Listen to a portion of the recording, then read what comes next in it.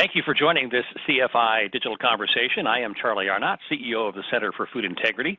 We're a not-for-profit organization whose mission is to help the food system earn consumer trust. Today, I'm very fortunate to be joined by Ujwal Arkalgud, an award-winning cultural anthropologist, author, and entrepreneur, co-founder of MotiveBase, a company that does digital ethnography, does big data ethnographic research on demand, and provides a lot of insight into consumer companies all around the world. Ujwal, thanks for joining us. Thank you for having me. So we're excited that Ujwal is also a member of the Center for Food Integrity Board of Directors and also a founding member of the new Trust Insights Council, which is a fascinating group, and you'll be hearing more about them in the not-too-distant future. A group of thought leaders, executives, social scientists in the food industry that are exploring emerging trends among consumers and then use data analytics to provide insights to inform strategic directions across the food system. So you'll be hearing more from them in the not-too-distant future, and really great conversations taking place among the Food Insight Council. So Ujwal, trying to follow up now on the recent webcast we had where you and representatives from White Castle and Tyson weighed in on the trend around alternative proteins and kind of where the market is headed. Unprecedented interest. That was the most attended CFI webinar by far. So we wanted to follow up and explore a few more questions about that because we know there's a very high level of interest. So alternative proteins, some in the industry are excited about that, see it as a phenomenal opportunity. Others are feeling very threatened by it. So I want to discuss it with you a bit further. But before we get into that, give us a little more insight into MotiveBase, the tools that you use to get these insights, and then just briefly the release of your new book. Absolutely. So MotiveBase is a company that does AI-enabled research and in particular does observational ethnographic research, leveraging AI and big data. Really, that's a fancy way of saying we study meanings in culture. And what I mean by that is we as people inadvertently assign meanings to things in culture. And oftentimes we do this without realizing we're doing it, just in passing in conversations that happen organically in and around our lives. And our goal as an organization is to understand these meanings and to track the evolution of these meanings over time. So a simple example, sugar 5 years ago was something that was a treat. Today, it's something that is evil and, kind of quote unquote destroying the planet. This is an example of a simple set of meanings that get created and then proliferated in culture. And of course, they impact how we see everyday things and how we interpret other people around us who do and say things that they believe. And so that's really what we do as an organization. Yeah, to answer your second question, we do have a book coming out. My business partner and co-conspirator, Jason Partridge, and I are writing our second book. It's called Microcultures. The entire focus on microcultures is really, it's kind of a culmination of 10 years of work we've been doing in the social sciences ethnography space. The biggest learning or the big aha we've had over the years is that culture doesn't come out of a set number of influencers. It's not led by a generation of people. It's not like millennials are creating culture by any means. Instead, what we're finding is that culture is actually now born out of little micro pockets. These pockets are made up sometimes of small groups of people. And when I say small, I mean hundreds of thousands. Sometimes it's made up of millions of people, but these small pockets come up with ideas, meanings, and they assign a sense, a certain type of symbolic capital to these meanings. So, a simple example, we often joke about, the athleisure industry, which almost didn't exist half a decade ago. And the reason it came about was because there was a microculture that developed where just because I wear, pants that look like I work out means that I'm conveying to the world that I live this active lifestyle. I mean, it doesn't matter that, I've never been on a run in my life, but the point is I'm wearing clothes that a runner would wear. And I'm going about my everyday, life, going to the grocery shop or what have you. This is an example of a microculture that developed, it attached itself to certain symbolic meanings and then kind of blew up from there, and it changed an entire industry. So our book is about exploring how these microcultures develop and how they compete with one another for power and how that eventually ends up changing categories altogether. Fascinating. Looking forward to reading that. So let's take that now and the work that you do, and let's take a look specifically at alternative proteins. What are you seeing in terms of what are the trends, and then what's driving them? Yeah, absolutely. So there are four major areas that we're seeing with alternative proteins. I'll start with the positive side of it, I guess. The first one is the consumer believes that alt proteins, in particular plants, give them access to cheaper and more nutritionally dense food. So it's kind of making nutritionally dense food more accessible, because of course all of us have seen high quality food just go up in prices over the last decade. So that's one area. Another area is digestive comfort. There's this increasing belief amongst consumers that somehow plant-based foods or alternative proteins are better for digestion, better for just overall comfort and inflammation. The third is this fear of the quality of meat people buy in their grocery stores in particular. And really, if you think about the sort of visual of some type of meat packaged in styrofoam, that's the visual that scares consumers more and more in culture. So this is the positive side of the equation, I guess, in terms of why people are considering alternative proteins. The negative side of the equation is that people are also fearful in many ways of the alternative protein evolution marketplace, because they fear that somehow this obsession with alt proteins will make them or their family members deficient nutritionally. And in particular, vitamins like B12 come up a lot. So these are really the four major areas that we're seeing. The interesting thing to us, and I'll hand it back to you because I'm sure you'll lead the conversation here anyway.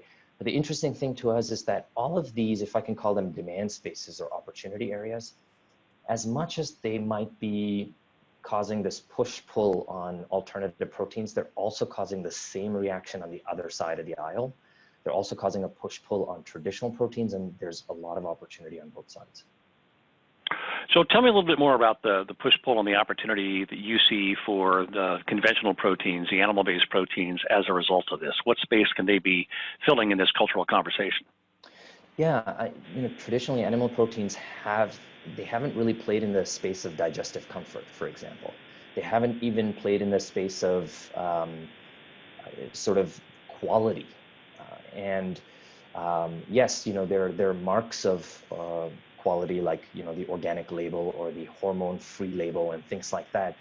But this is going beyond that. The consumer's fear is not sort of resolved by adding a simple label like hormone-free on the package. The consumer increasingly wants to know where this meat is coming from, how is it made, what is the animal fed. So these are all some important areas where animal proteins haven't really figured out what to do. And there's some interesting developments happening, of course, in the IoT space. There are interesting developments happening with retailers trying to bring more local farms to the forefront in their stores and so on. But there's a lot still yet to be done in these two areas in particular. So as we think about that, you have the chance to kind of look at things longitudinally as trends emerge and continue to evolve. What have you seen in terms of the evolution? Where are we in the evolution of this cultural conversation around alternative proteins? So the interesting thing is that alternative proteins has actually been a really volatile topic. So when we search for it in MotiveBase, one of the things we've learned over the last couple of years is it's volatile in the sense that it's flip-flopping. And really what I mean by that is people don't quite know what to do with it. They don't know what purpose it's meant to serve in their lives. It's a shiny object. They try it. They're unsure. One day it's the next big thing. The next day it's boring again, or not solving the problem they were intending to solve in the first place. And part of the reason why this is happening, just from an anthropological perspective, is we live in this culture, in a culture of moral reasoning nowadays, i.e. everything should have some sort of moral excuse behind it. And the greatest moral alibi right now with plant proteins or alternative proteins is environmentalism. But the interesting thing is, you might have noted when we started this conversation and talked about the different demand spaces driving an interest in alternative proteins, the environment is nowhere there. It's there in the news media or the news cycle. It's not there in terms of what's really driving people. to make the decisions they make. So fundamentally, we're seeing a lot of volatility.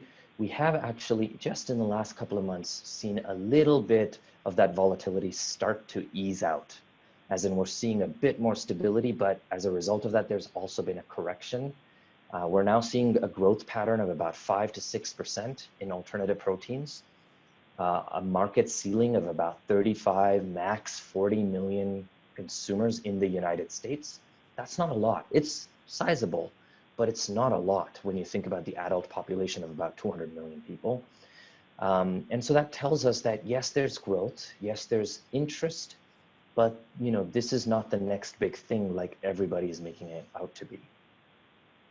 So it's interesting that you raise that, because there are different schools of thought depending upon your philosophy and how you approach this. If you are a traditional animal producer or you're an animal protein, people tend to either say this is an enormous threat, or let's ignore it and pretend it didn't exist. What's the informed analysis? If you were in the animal protein business, what would you take away from the interest in the conversations about alternative proteins, and how would you integrate that into a strategy? Right. First and foremost, I think the biggest takeaway is we need to do better if in the animal protein business.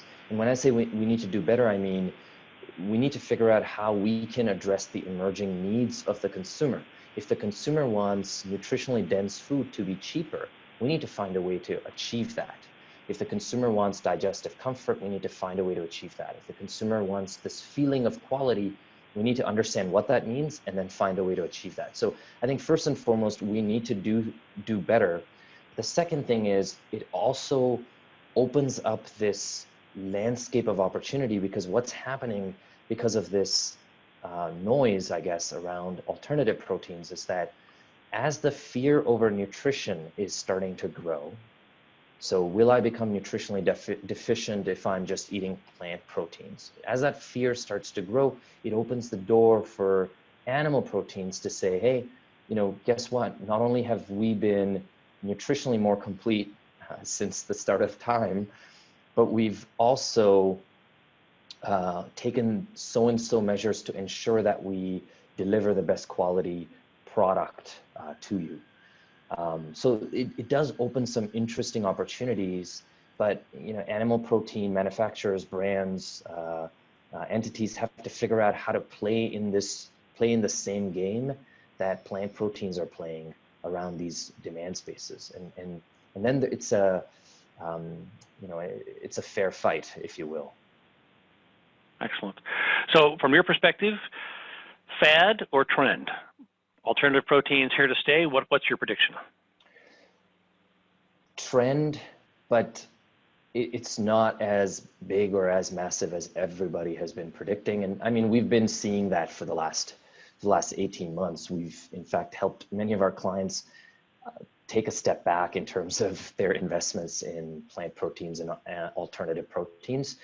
I would say it has been extremely volatile. It's only now starting to stabilize. It has a ceiling. It's small. There's about 5-6% growth in it.